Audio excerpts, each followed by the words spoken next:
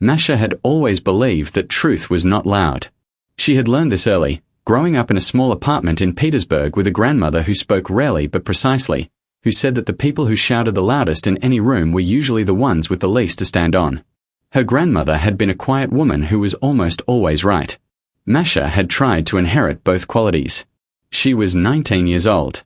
She was in her second year of economics at Moscow State University. She worked 3 part-time jobs to pay for it: tutoring, data entry, and weekend shifts at a copy center where she had spent more hours than she could count, surrounded by the smell of warm paper and toner. She was not from money. She had never been near money. She had, however, spent the last 14 months very near the truth of what had happened to a great deal of it. The courtroom was larger than she had expected and more formal and considerably louder. She had arrived 40 minutes early because she was always early. It was the one luxury available to people who had nothing else to offer except reliability. She had sat in the corridor outside with her backpack on her lap and her hands folded, and she had gone through everything one more time in her head: every number, every date, every document, the entire architecture of what she had built across 14 months of evenings after her shifts and weekends after her tutoring sessions. She was not a lawyer. She wanted to be clear about that, to herself and to anyone else. She was a 19-year-old economics student with a second-hand laptop and a backpack full of printed documents and a USB drive, and the particular stubbornness of someone who has been told repeatedly that something is not her business and has decided, each time, that it is. The man she was here to defend was named Nikolai Sergeyevich Petrov. He was 81 years old. He was sitting at the defendant's table in a grey suit that was too large for him now, which told her he had lost weight since it was made, which told her the last year had been hard in ways that did not show on financial statements. He had the face of someone who had stopped being surprised by difficulty but had not yet stopped being wounded by injustice. She had met him 11 months ago in the copy center. He had come in on a Tuesday morning with a folder of documents he needed duplicated, and he had sat and waited while she worked, and they had talked, and she had understood within 20 minutes that this was a man of exceptional intelligence who was also, currently, in serious trouble. The trouble had a name. Several names, in fact. A group of executives within the investment firm he had founded 40 years ago had spent the better part of 3 years constructing a paper trail designed to make it appear that Nikolai Petrov himself had authorized a series of fraudulent transactions totaling an amount that Masha had written down in her notebook and then sat with for a long time because the number was difficult to hold in the mind comfortably. They had done it carefully. She gave them that. They had understood that an 81-year-old man whose memory was occasionally unreliable and whose personal assistant had been replaced twice in 3 years was a man who could be written into a narrative he had not authored. They had built the narrative slowly and with patience, and it was, on the surface, convincing. On the surface. Masha had a particular relationship with numbers. Not an emotional one. A structural one. Numbers had architecture the way buildings had architecture, and when something was wrong with the structure you could feel it before you could see it.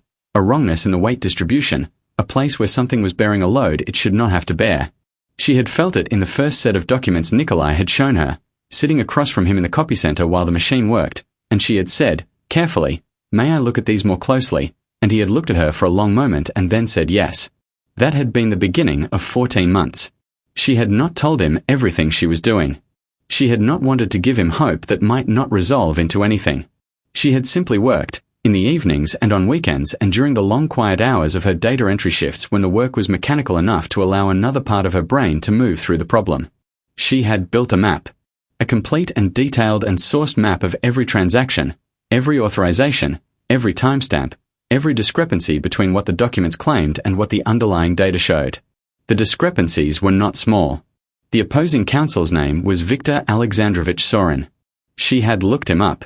He was 63, silver-haired, had been practicing for 35 years, had won cases that were considered unwinnable, and had a reputation in legal circles for a particular brand of aggressive confidence that courtrooms either found compelling or exhausting depending on which side of it you were on. He found her exhausting from the moment she stood up.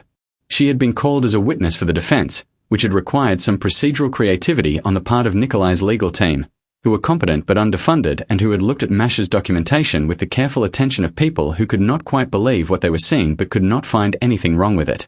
When she took the stand, Sorin looked at her the way certain men of a certain generation look at young women who appear in spaces those men have decided do not belong to them. Not with hostility exactly. With a kind of dismissive assessment that had already reached its conclusion before gathering any evidence. He let her speak for 4 minutes. Then he stood up.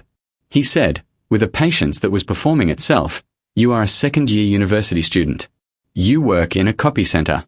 You have no legal qualifications, no forensic accounting certification, no professional standing of any kind in this or any related field. He paused to let the room absorb this. He said, and you are asking this court to accept that you, alone, in your spare time, have uncovered a fraud that teams of professional investigators, certified accountants, and experienced legal counsel have examined and found no evidence of. He looked at the gallery. He looked at the judge. He looked back at Masha. He said, "You lying little girl." The room reacted. Not loudly, but with the particular electricity of a space in which something has been said that crossed a line that everyone felt simultaneously. The judge said his name in a warning tone. Masha stood very still. She had known something like this was coming. Not those exact words perhaps, but the shape of it. She had prepared for the shape of it, the way you prepare for whether you cannot prevent but can dress appropriately for. She had stood in her small apartment the night before and said to her own reflection, "They will try to make you feel small. Do not feel small. Feel accurate." She reached down and unzipped her backpack. The room was very quiet now. She removed the documents one at a time and placed them on the rail in front of her with a neatness that was not performance but habit. 14 months of evenings. 14 months of weekends. Printed, indexed, tabbed, cross-referenced, sourced. She said, "I can prove it." Her voice was entirely steady. She said, "I would like to begin with the transaction records from the 14th of March 3 years ago, because this is where the architecture of the fraud begins, and once you see the beginning it is much easier to follow the rest." She said, "The timestamps on the authorization documents submitted by the prosecution show Nikolai Sergeyevich Petrov approving 3 separate transactions between 9:14 in the morning and 9:47 in the morning of that date. I have here the security log from the building where his office is located, obtained through a Freedom of Information request, which shows that his access card was used to enter the building at 10:22 that morning. He was not in the building when those authorizations were recorded. He could not have made them." She placed the document on the rail. She said, "This is the first discrepancy. I have found 27 others. I have documentation for each of them.